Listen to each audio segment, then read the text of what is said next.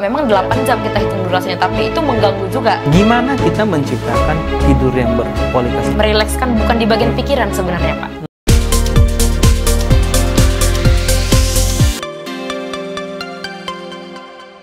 Halo Bu Pito. Halo, Pak. Ya, kita jumpa lagi nih. Akan membahas opini yang ada di masyarakat nih, ataupun info-info kesehatan nih ya.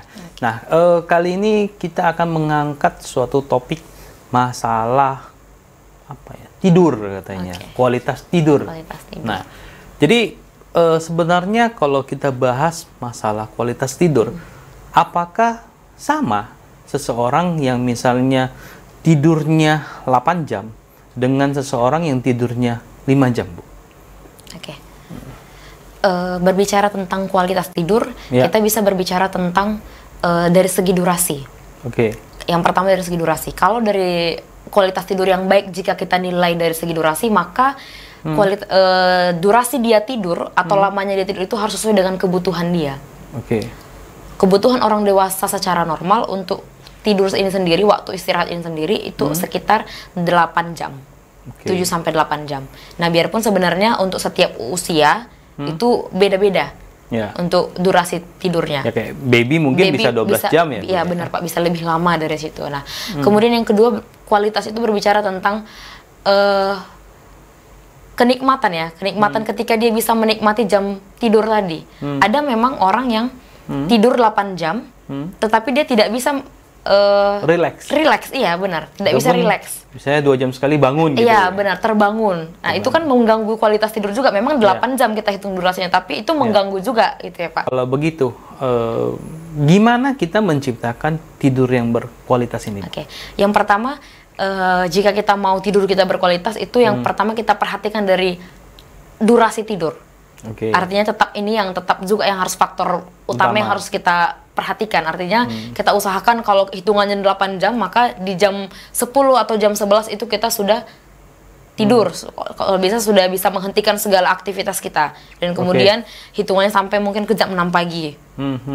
Nah, kemudian yang kedua itu adalah dari segi bagaimana supaya kita rileks itu sebelum tidur, ada kalanya kita menenangkan pikiran. Artinya jangan kita tidur tapi pikiran kita belum tenang, masih terbawa dengan kejadian atau kegiatan rentetan kegiatan kita di sepanjang hari ini, atau mungkin di sepanjang besok. Ini besok kegiatan saya. Nah, itu secara tidak langsung itu bakal tersinyal dengan ini di bawah alam sadar kita gitu, dengan memikirkan rutinitas kita besok padatnya seperti apa. Nah, itu secara tidak langsung akan mempengaruhi kualitas tidur kita. Jadi usahakan sebelum tidur kita merilekskan pikiran, menenangkan hati dan merilekskan pikiran. Dan memang berfokus, kita itu memang perlu istirahat. Atau gitu. Bahasa awamnya sekarang, jangan bad mood. Iya, jangan bad mood waktu mau tidur. Iya, benar Pak. Ini sangat akan mempengaruhi kualitas tidur kita. Iya, dan benar. Malahan bisa menyebabkan kita bangun pagi itu tidak fresh. Tidak fresh, ya. Oke, selain dari itu, Bu? Selain daripada itu mungkin kondisi yang nyaman.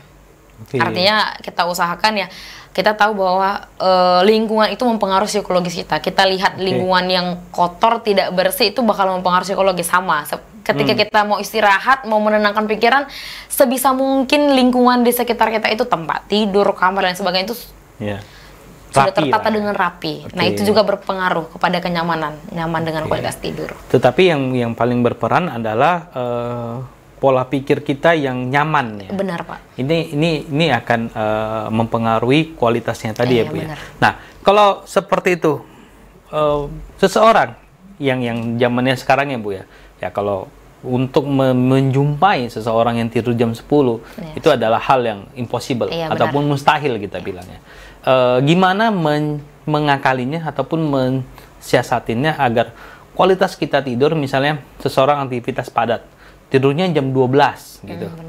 Dan dia harus bangun ini misalnya jam 5. Jam 5 lewat atau jam 6. Ya kan sebagian teman-teman kita yang muslim, ya mereka kan harus ada sholat jam 5 gitu ya. Itu berarti kan tidurnya hanya 5 jam.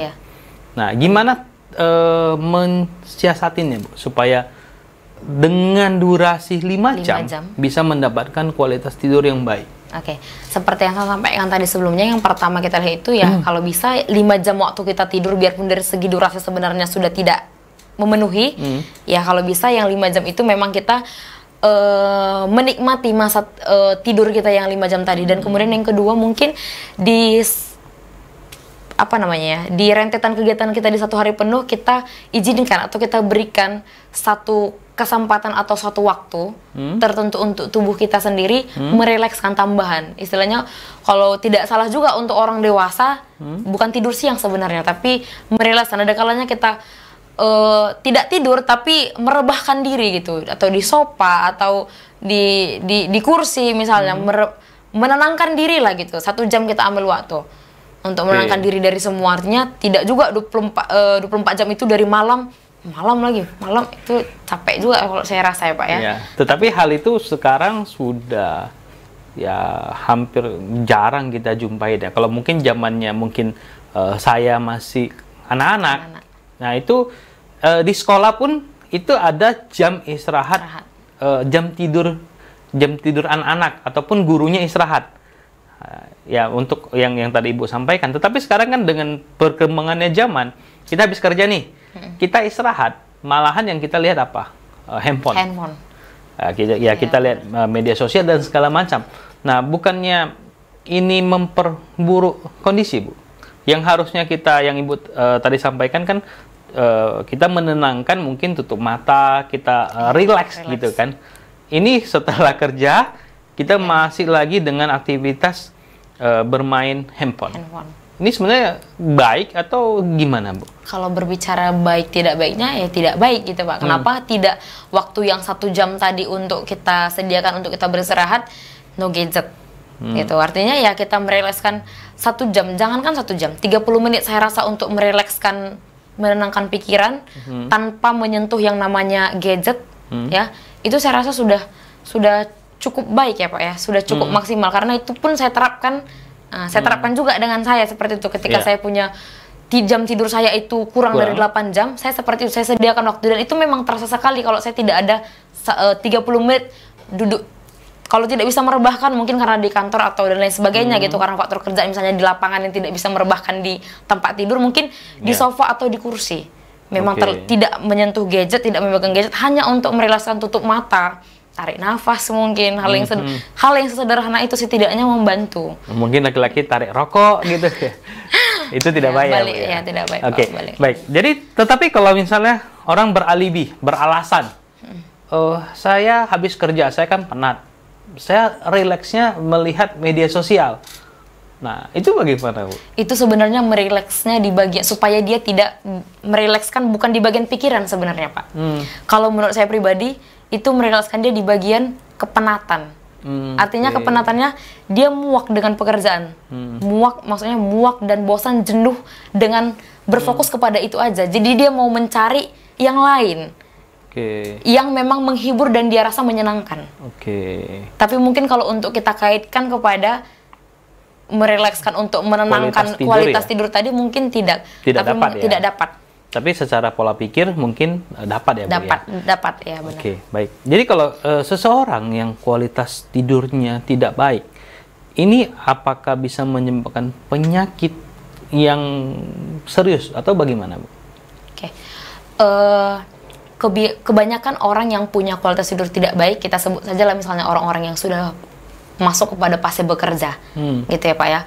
Mereka ketika mereka mau begadang pasti tidak mungkin hanya begadang tok gitu aja. Pasti mereka barengi dengan makanan, cemilan atau minuman. Utamanya pasti itu adalah kopi, atau minuman-minuman berenergi yang mengandung kafein. Nah seperti itu. Nah ini dalam jangka waktu yang panjang, kembali lagi dosis dan respon gitu ya Pak.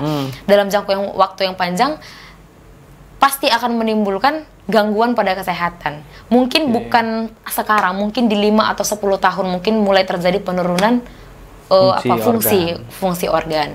Jangankan untuk berapa tahun kita tunggu jangkanya. Jika kita dalam 1 minggu saja pun kita kurang istirahat, kualitas tidur kita buruk, itu pasti sudah berpengaruh kepada yang pertama paling terasa itu adalah fisik. Fisik kita, kemudian yang kedua adalah daya fokus, daya nalar, daya tangkap, konsentrasi, kurang fokus. Dan katanya ada mata panda. Mata panda, ya benar, secara fisik, visual yang bisa kita lihat ya Pak. Jadi kalau itu kan secara jangka pendek ya Bu ya. Maksudnya tubuh kita merasa tidak kelelahan, tidak bugar, ataupun kita mengalami yang namanya muka tidak fresh ataupun dari mata panda ya. Nah, kalau jangka panjang, apakah ini salah satu yang bisa memicu terjadinya misalnya diabetes atau penyakit lain?